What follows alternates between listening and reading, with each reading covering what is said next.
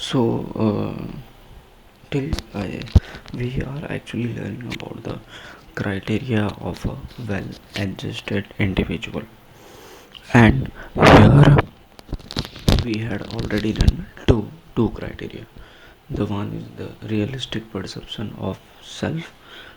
Always and always, a person who is well adjusted in any given situation, they have they have a realistic perception of themselves. And another one, emotional intelligence, sorry, openness to experience. And now we are going to start with the emotional intelligence. If if you are a well adjusted person, if you find the other person well adjusted, so that person needs to be emotionally intelligent. That person needs to be emotional intelligence, then it will work. Otherwise it will not going to be work. Okay, a very intelligent student from your class is stressed to achieve a better grades. A very intelligent student from your class is stressed to achieve a better grades. Okay, here what they are saying, that they are giving the example. A very intelligent student from your class is stressed to achieve better grades, and he is unable to make new friends or enjoy life, and he doesn't share things with others, and sometimes he is so depressed that he falls sick very often and becomes nervous, things like losing marks or losing his rank in the class. Okay, so here what they are talking about, they are saying that if you see in your class a very intelligent person, a very intelligent student, but he is unable to make friends, and he doesn't share thing with others, which means that in your class you have to imagine that there is a one student who is very intelligent, and he is not making friends, and even he is not sharing things,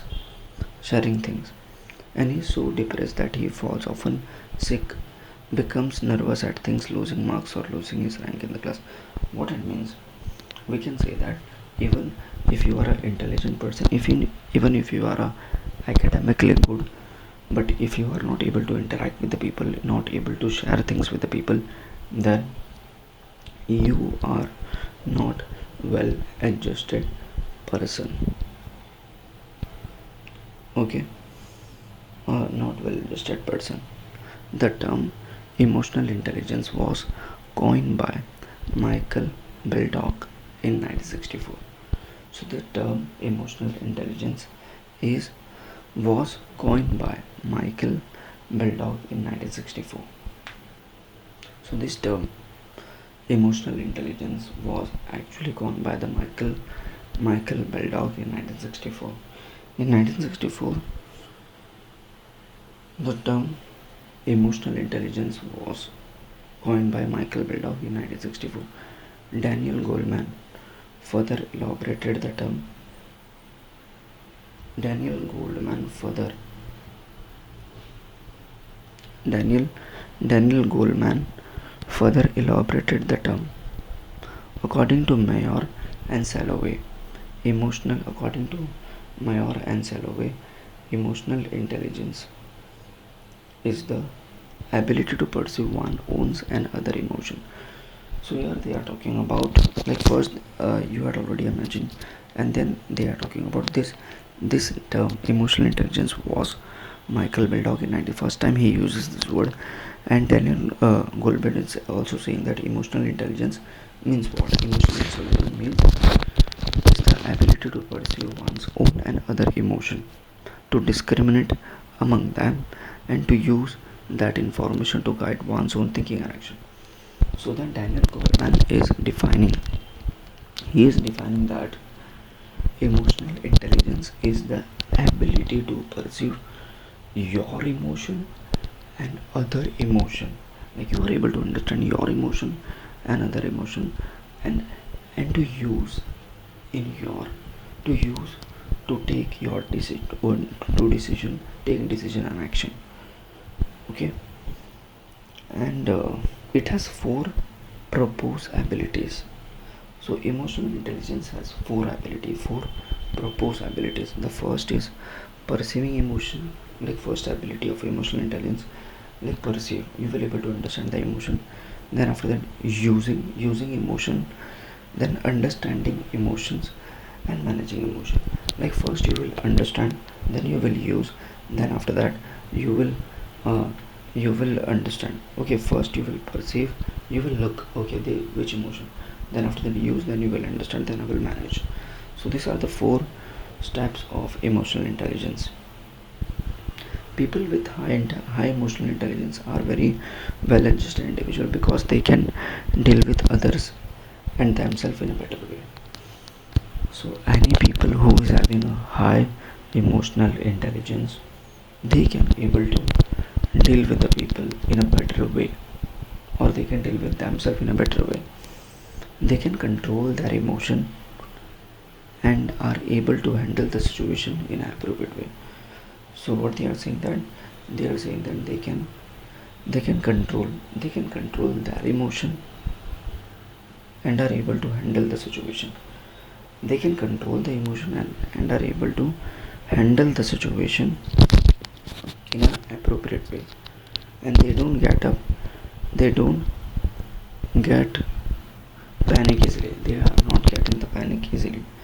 As a result they are able to come up with a as a result they are able to come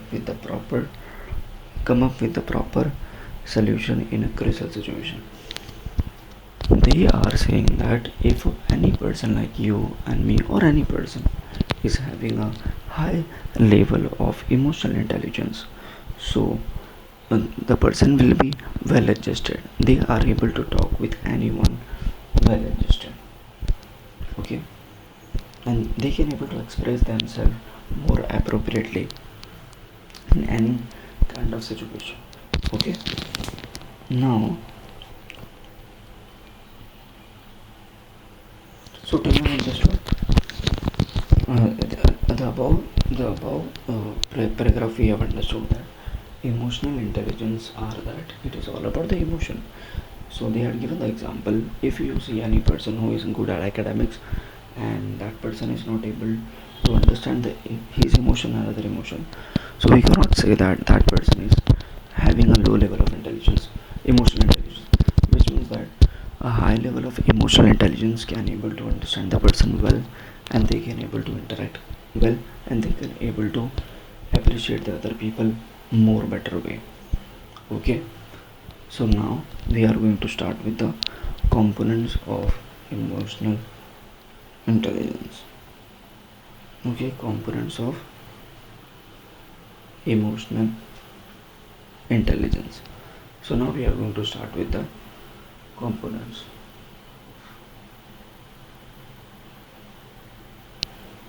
What are the components of emotional intelligence? Nowadays, emotional intelligence is given more importance than scholastic intelligence. If you see nowadays, the emotional intelligence is given more importance than scholastic intelligence, as it helps from for normal adjustment, as it helps for normal adjustment.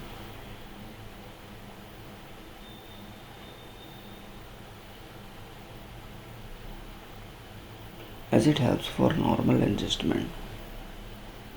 Okay, so now the activity 4, they are actually saying here, activity 4,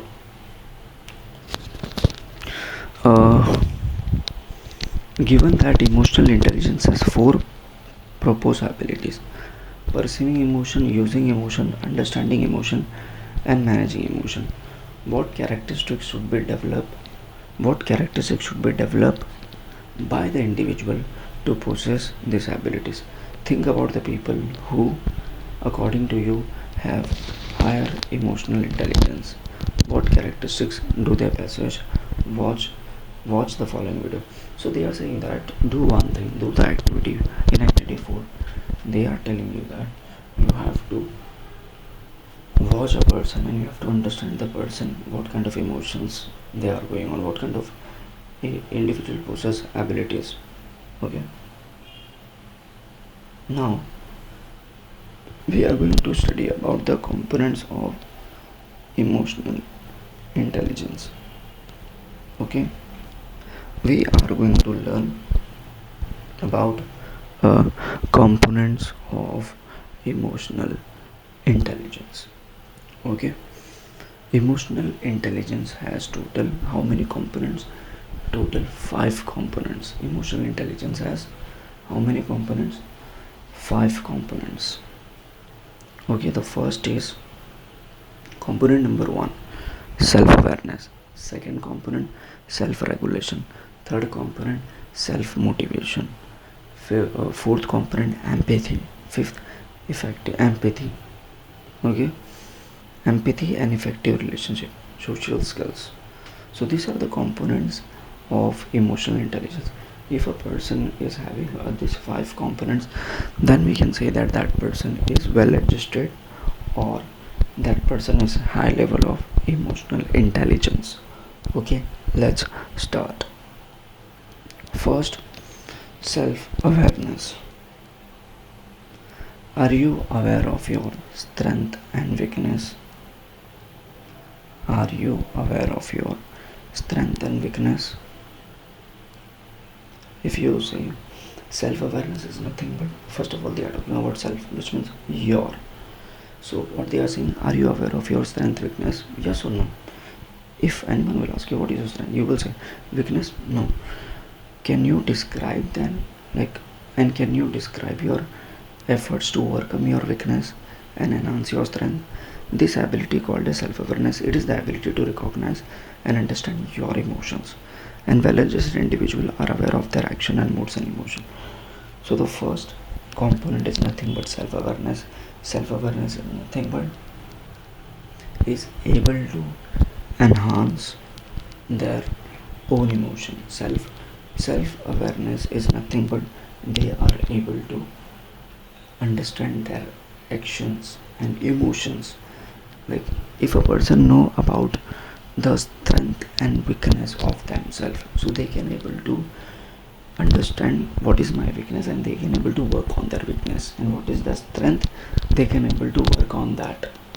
Okay, now self regulation. Second component is what? Self regulation. Just imagine you are with stranger and you feel like crying aloud. Okay, just imagine you are with stranger and you feel like crying aloud. Have you ever controlled yourself in such situation? Okay, so you are with a stranger and you feel like crying aloud. Okay, what it means? Self-regulation is nothing but they are giving the example and they are explaining. Okay, you are in a crowd and you feel like crying. Okay, have you controlled yourself in a such situation? Have you ever controlled your laughter just because felt the other person would feel bad? Self-regulation is controlling the expression of your emotion. It is the ability to express ourselves appropriately. So self-awareness, to know yourself. Self-regulation is able to control whatever emotions like laughing, crying, okay, angry. Like, when you are able to regulating yourself, you know that which place you have to laugh, which place you have to keep quiet. So that is called as self-regulation. Self-regulation is nothing but when you are able to control your emotion. That is called as self-regulation. Okay, when you are able to control your emotion. So which means that when a person, like right now, whenever you are in the school, at home, you are able to control your emotion. In the school time, you are able to control your emotion more. Okay, more. And then self motivation. It is one's motivation to change. It is one's motivation to change. Have you ever gone for a trek or help out physically challenged person just because you wanted to. Self motivation is nothing but, like, nowadays if you see, there are so many YouTubers are motivating you, or they will. So it is one's motivation to change. Have you ever gone for a track or help your physical challenge person just because you wanted to? Self motivation is doing a particular thing just because you want to.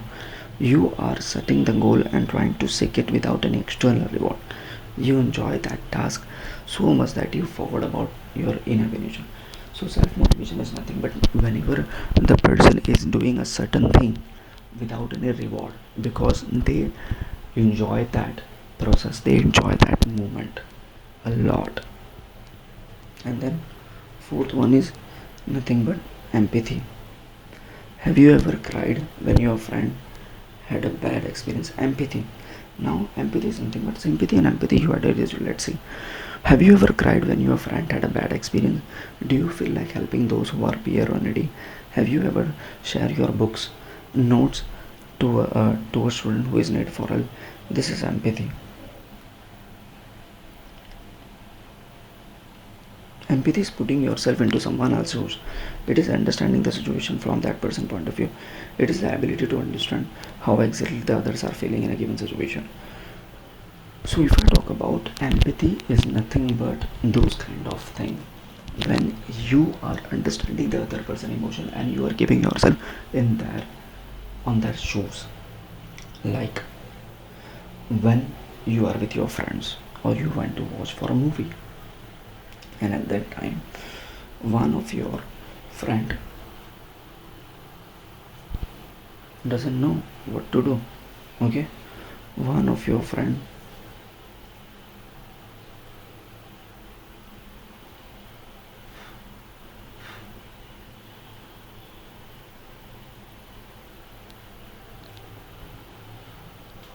doesn't know what to do.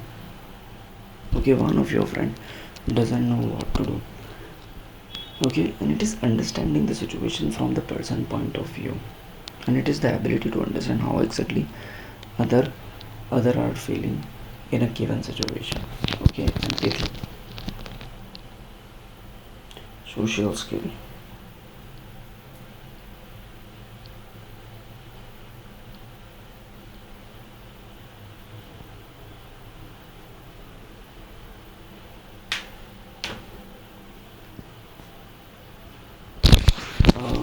And fifth component is nothing but the social skills.